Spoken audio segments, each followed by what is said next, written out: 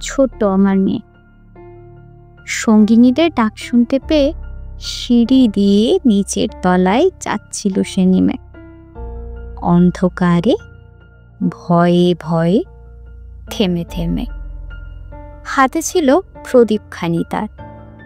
আঁচল দিয়ে আড়াল করে চলছিল সাবধানে। আমি ছিলাম ছাতে।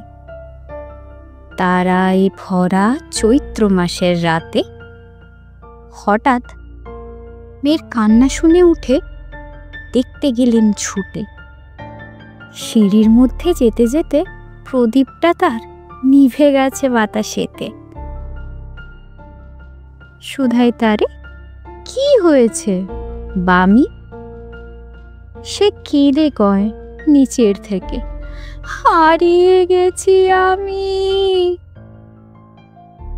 তারায় ভরা চৈত্র মাসের রাতে ফিরে গিয়ে ছাতে মনে হলো আকাশ পানে চেয়ে আমার বামের মতোই যেন অমনিকে এক মেয়ে।